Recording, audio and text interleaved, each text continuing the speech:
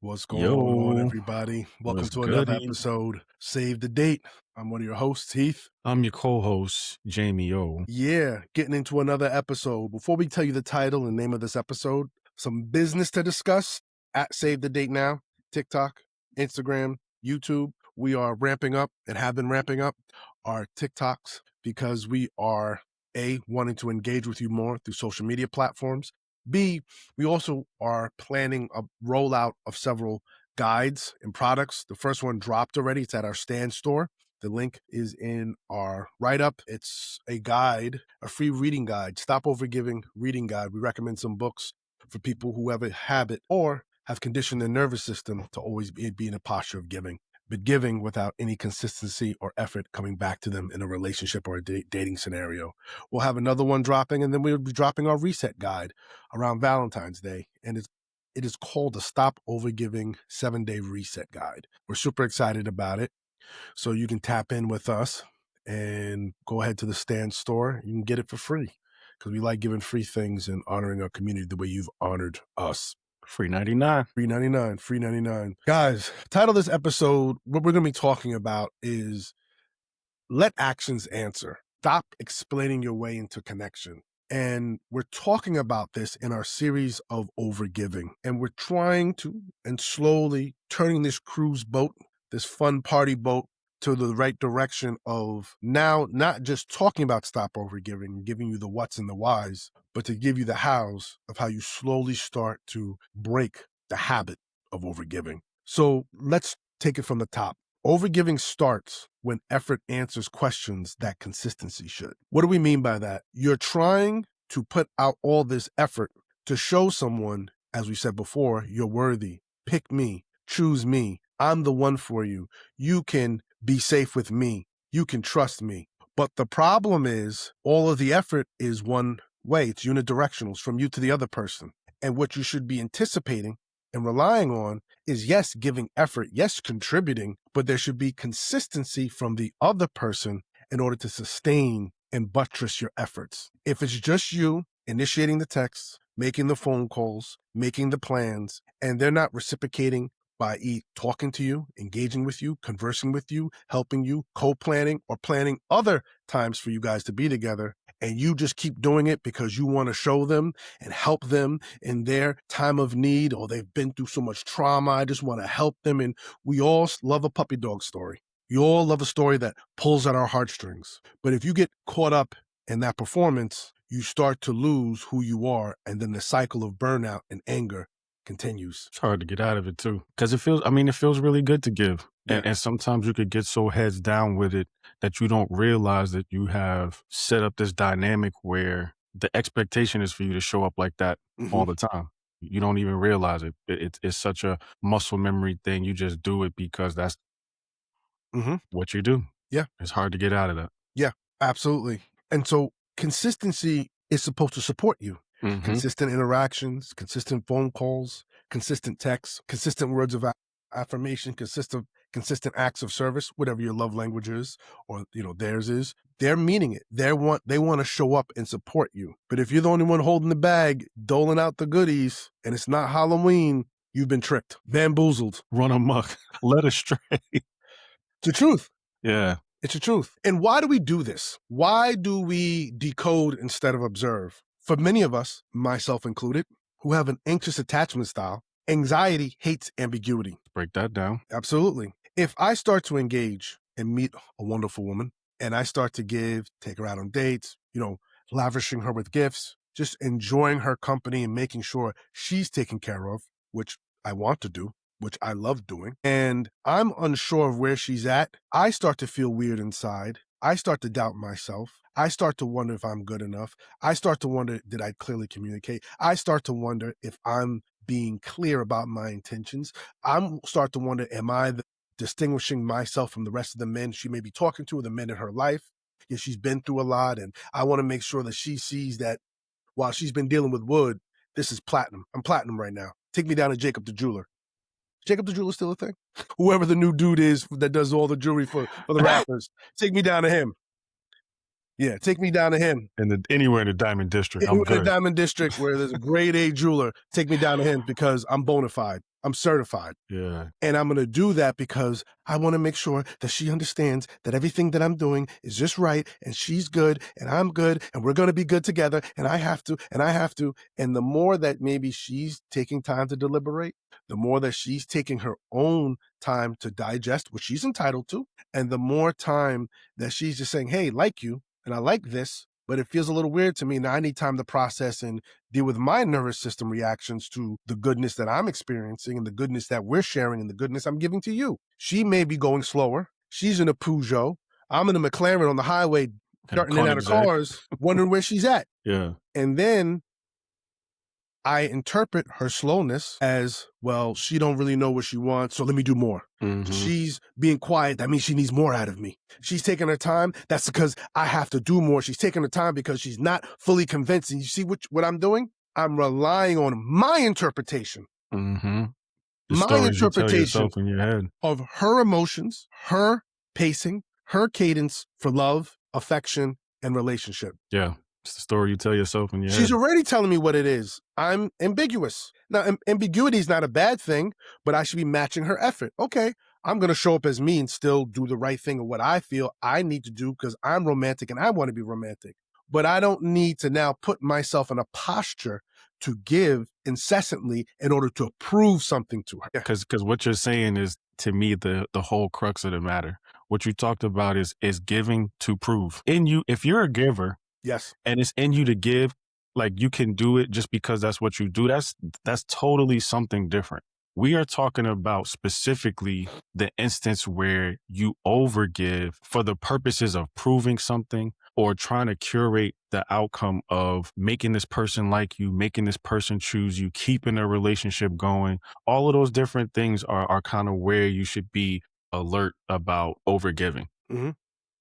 Your why is just as important as your what. Exactly. Perfectly said. And this is where explaining comes into the picture because And communication, like you always talk about. because Yeah. explaining is gives temporary relief. Hey, listen, the reason I'm doing this is because I really like you. Don't you see? I really think there's a vision for us. You over there supposed to be doing your work, writing paragraphs in the middle of your meeting to someone trying to convince them, like a car dealer trying to close a deal. Well, if you come back, I can throw in the 2006. We got the sunroof, the moonroof just came in. The back car, we got the joint that actually elevates the car. We got new technology. We was going to drop that in the 2035. We'll bring it up to your car 2020. What are you doing? But you feel comfortable because you're just like a dog or an animal that's afraid that the owner's going to leave them, chasing after them, chasing after. Don't leave me. Where you going, master? Where you going, owner? There's a fear there of being abandoned, left behind, and casted aside. So you fill it up, explaining. Mm-hmm. And true observation requires patience. You need to be patient. Communication is key, as Jay just said. We've been emphasizing. And communicating with them to see where they're at and take their temperature. And if they're telling you, hey, listen, this is going great, but I need a little bit more time, no problem. That doesn't mean you stop giving if that's what you have in your heart to do. But you give under the understanding that this is who I am and this is what I wanted to do. So if that yes becomes a no for whatever reason, I'm not ready, I broke up with my ex, I can't do this, I'm sorry, I'm a bit overwhelmed, you don't feel ridiculous that you gave because you gave from a space of who you are, not a space of proving your worth to Yeah. someone else. I feel like that communication piece needs a little bit more time because of the scenario you painted, which I think a lot of people find themselves in, where it's like they might be talking to somebody and maybe they might be a little bit more convinced about the direction things should Mm-hmm. go, or Mm-hmm. they're a little bit more resolute about what they want. And someone may still be trying to figure it out. And if, like you talked about, you have that anxious attachment style and it feels like someone is being ambiguous about what they want with you, that's a great place to have a like really engaging conversation about where things should go and just to find out where they are in their mind. Because as he referenced the story you tell yourself in your head, like Brene Brown used to say, it may be a whole bunch of what you've determined that person is going through in their mind. And they Yes. might not even be going through that.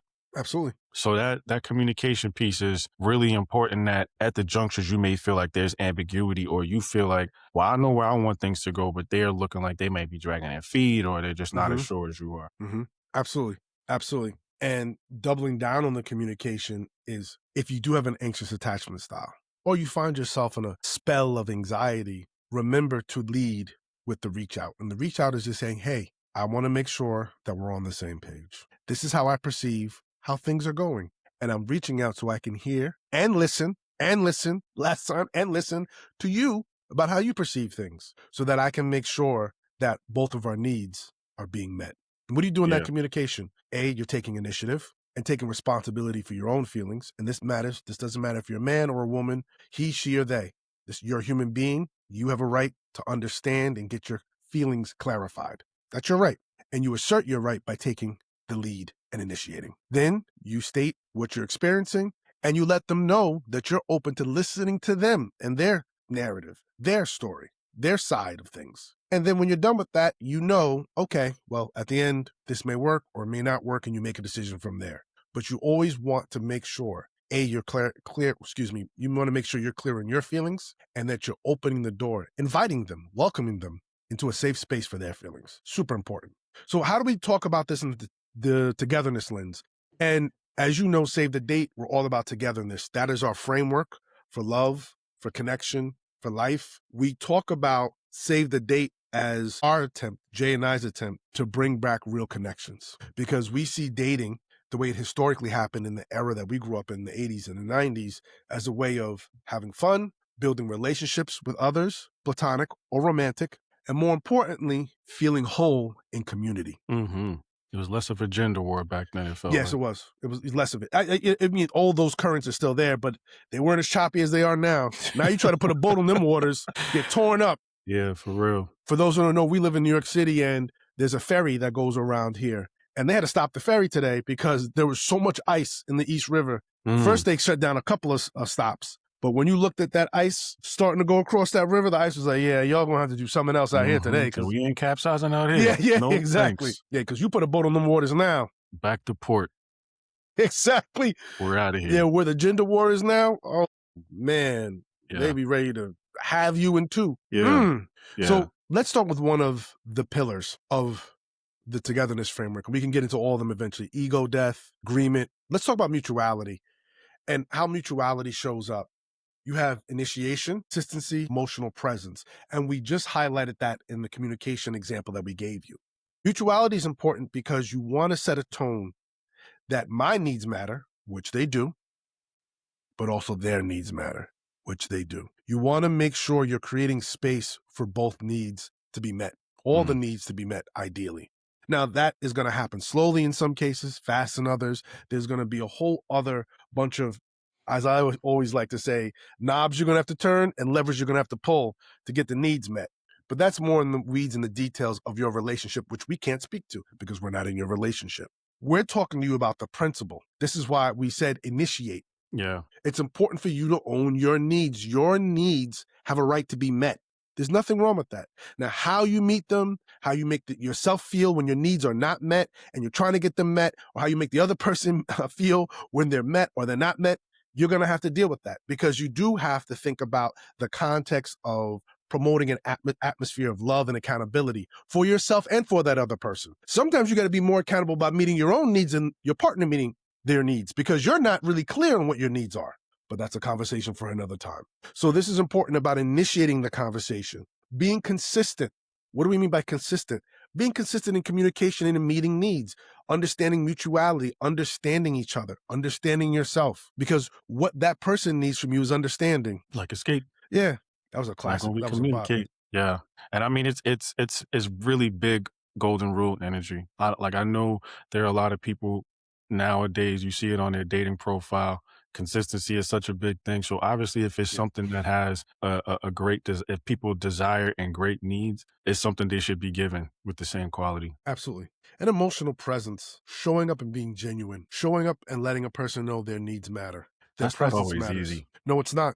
Because so many of us are accustomed to and habituated to transactional relationships or transactions that occur within a relationship continuum, whether the situationships, hookups, one night stands, and many of those instances of those transactions really don't come with the emphasis on emotional presence, even though it's there. It's just not emphasized, or the volume is, I would say, turned down significantly.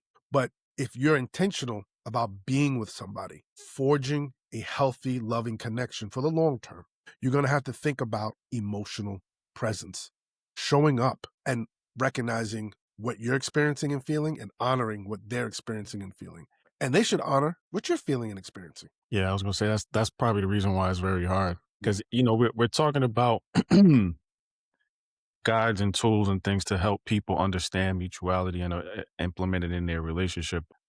A lot of times in the dating phase, to your point, things don't always feel like that other person has like even they want the emotional presence or they're willing to give that emotional presence. Like we know that it's wanted the same way consistency is, the same way words of affirmation is wanted and desired. But, having been out there for a number of years, it doesn't seem like there's a lot of emotional presence. It just kind of seems like people have their mind made up about what they want. And it's just that outcome. And Yeah. whether that outcome is a title in a family or Mhm. just to say I'm in a relationship Yeah. or Yeah. any one of those things. Or, yeah, I'm in a relationship. I wanted to be in a relationship. Nothing wrong with that. But like you said, you're bearing down on people or bearing down on processes to get it, Yeah, squeezing life out of every little step while not respecting the process and respecting how you feel they feel in the process. yeah. And which I guess to your point is transactional. If Yeah. the purpose of it is just to have the title or if it's just to be in this situation so I'm not alone, that's not really about proactively trying to build with somebody. Yeah. That's just filling your cup so you're not empty. And I'll take it a step further and say, even if it's about genuinely being with somebody, I want to feel connected. I want them to feel connected.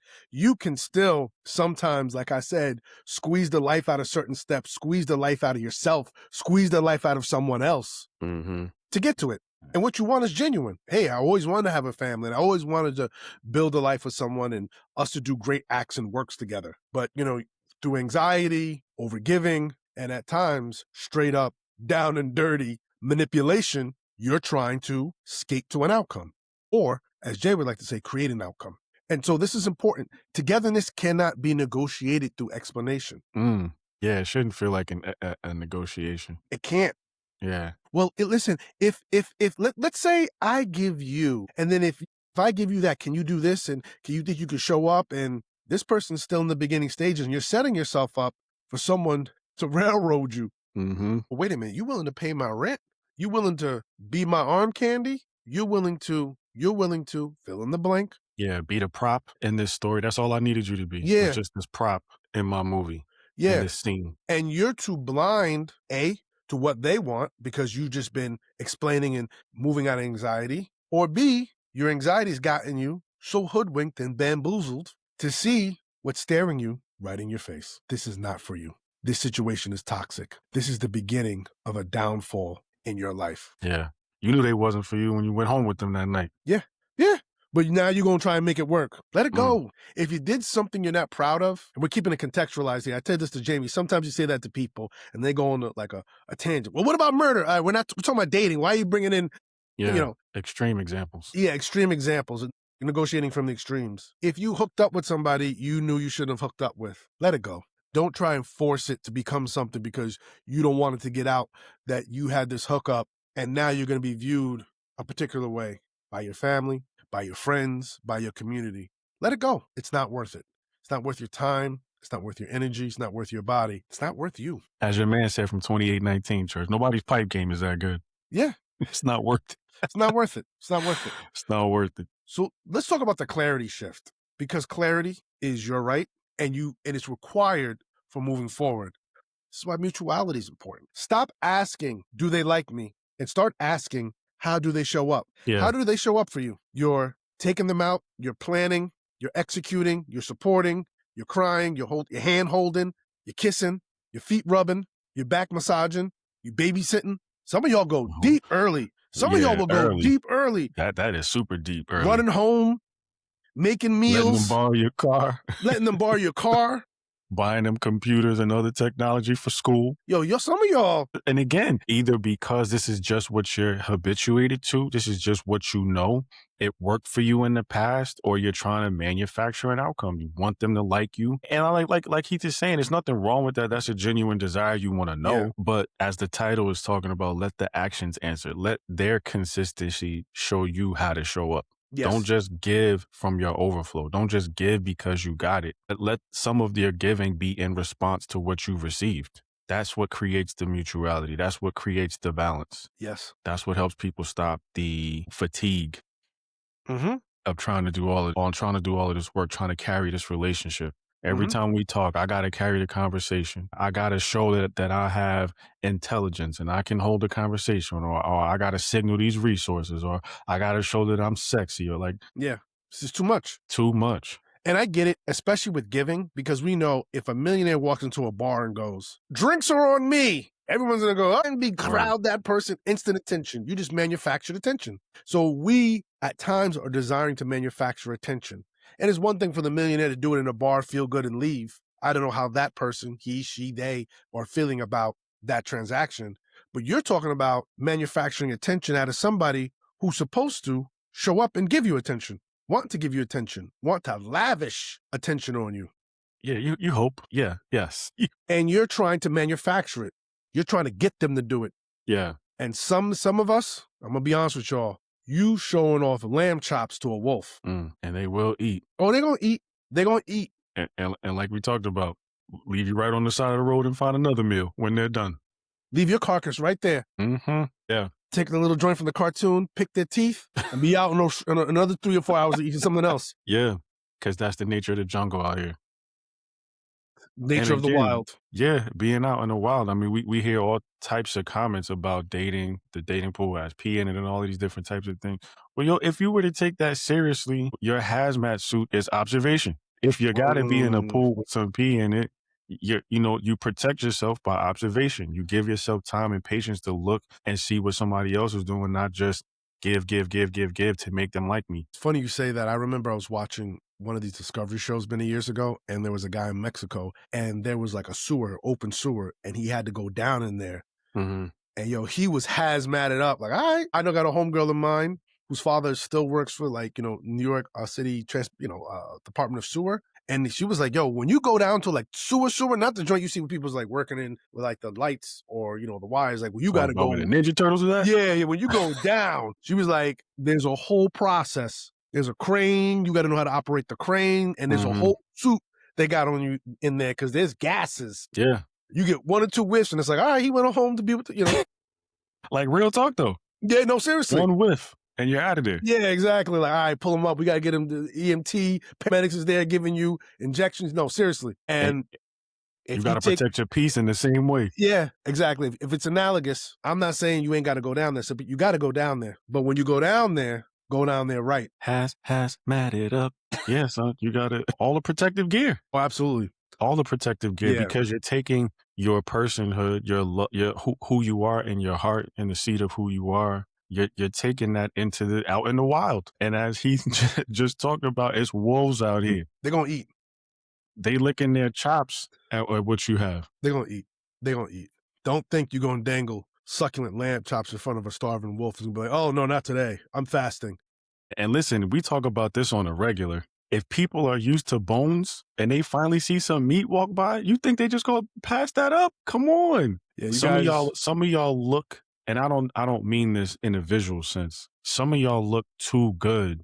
Yes. To not have standards. Yo, come on now. Say it again. Some of y'all look too good to not have standards. And we're talking to our male and female audience. We're talking to everyone who listens. Yeah, some seriously. Of y'all, it's not about, everyone. Again, it's not in a physical sense, in a visual sense. But some of y'all got it together to the point where it's like, yo, we don't say this to demean. You don't use that to lord it over anybody. But you should walk around with a certain air about what you are willing and what not willing to accept. And you shouldn't feel bad about that. Come on now. You know what you bring to the table. And you know what you have allowed yourself to accept in the past. But some of y'all look too good and got it too together to accept what y'all have accepted in the past. Y'all should be mad at yourselves for some of the things that y'all allowed yourself to take in the past. But here's the thing about this, with overgiving, recognizing your patterns, it'll help you make better choices.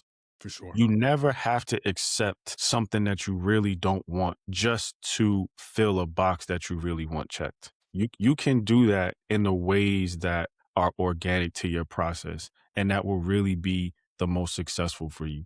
I know for a lot of us, sometimes success feels like, yo, it's so hard, especially in a dating context. It's so hard to figure out on the front end what would make something successful, because we've seen people who look good on paper. We've seen that come together and break down and dissolve in no time. We've seen people do their due diligence on the front end and they think they're going into a relationship or a long-term relationship or a marriage with all of this knowledge about how to move and love languages and this, that.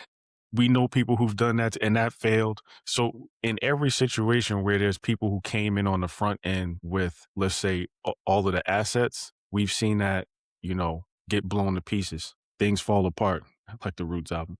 Chino Achieve.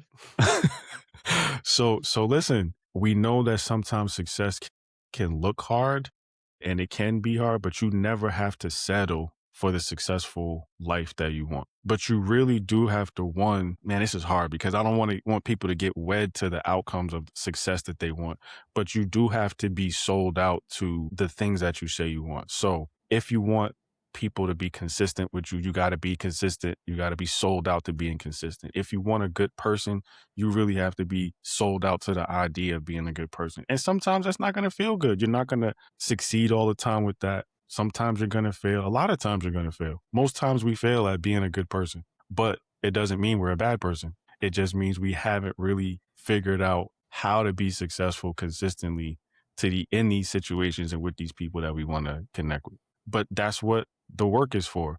That's what creating the mutuality is for. Finding out what they want from me and then, finding out what I want with them. This is sometimes I feel like, especially with dating, I see this a lot. People ask you what you want, but you may want something in general, but you don't want it with that person who's asking when you're dating. Do you just eliminate them, disqualify them because y'all want different things? Or do you give that a chance because this person actually, if they feel like something good to you, do you give that a chance? Do you give up on your singular idea and notion about what the relationship is that you want and learn how to build with them? You build an idea about an ideal relationship with someone else? Or do you just stick to, well, this is what I feel like it should be? So now you're limiting yourself to only people who think the same, which you can do if that's your choice and that's your right. But sometimes there's a lot of beauty in taking a chance on the idea or the person that may not necessarily look like or be packaged in what you want or be talking like you're talking from the beginning. I mean, just to give you an example, I don't even know if it's a great example because my marriage didn't last, but when I met my ex-wife, when I tell you we couldn't be farther from the east as from the west, bro, if she was up, I was down. If she was left, I was right. Yeah. You know what I mean? But we were able to create something beautiful because we weren't stuck in this is what it should look like. Yeah. Because she even said, like, well, if I was going by my preferences, I right? would have never had a chance. Yeah, exactly. And there was a line of women who wanted to get with you, but she was like, and right. That ain't my preference. Let's take it a step further. She was out of my league. Period. She was out of my league. That's But real talk.